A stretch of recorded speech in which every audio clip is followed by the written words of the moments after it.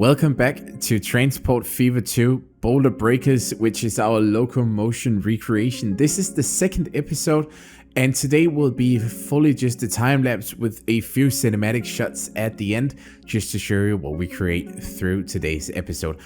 I just quickly want to cover what we're actually going to build today, which is why I'm doing a little bit of a voiceover here.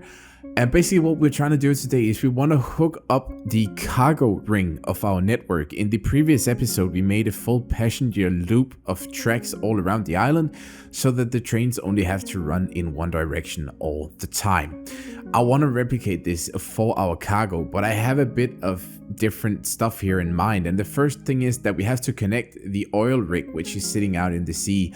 There is a tiny lake out there which has an oil well in it. That was the best recreation of an oil rig that I could possibly make. So we're gonna have to do with just that. But I am really excited for this episode and for the episodes to come as well, and I really hope you guys are too. But for the city here, first of all, we are just creating the cargo stations and sort of trying to complete the loop. I made the station where the oil will be picked up and then shipped into the next city here. With time, when we get some more money, we will eventually create a bridge over to the oil refinery by itself so that we don't have to ship it by truck like this. But that was the cheapest solution and the most efficient solution for now, since the money is still a bit limited. We're not making enough money so that we can just spend how much ever we want to. So we are just gonna have to do it like this for now. But I am getting behind myself here compared to the time lapse. I went back here to where the main city is, the Boulder Bay city, and I wanted to create a little bit of a transfer track, a little bit of a train hub here, just for the aesthetics of it.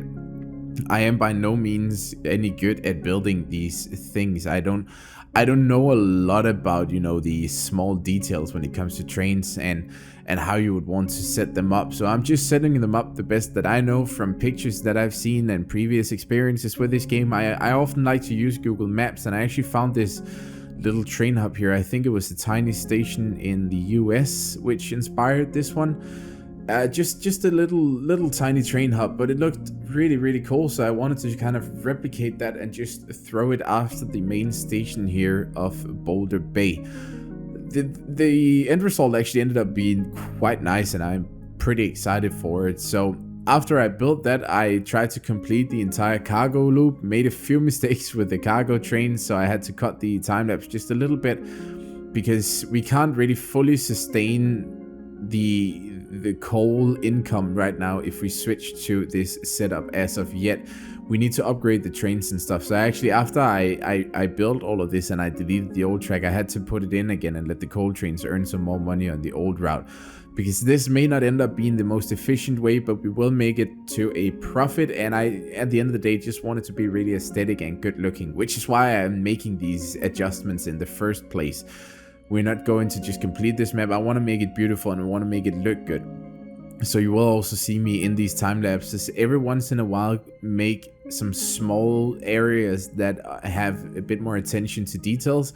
And I think that this area, even after I'm done doing this area could still do with even more details. So I might end up going back into a time lapse where we just try to focus mostly on actually getting some really nice looking scenery into the map as well, because it is really essential, in my opinion, when you're creating these sort of artsy builds, that you also get something that actually looks good. But I will let you guys enjoy the rest of the time lapse and just enjoy the good music with it, and I will see you in the next one. Thank you so much for being here on the channel. This is a very new project for me, so I really hope you guys do like it, and if you have any feedback, please don't hesitate to leave it in the comments.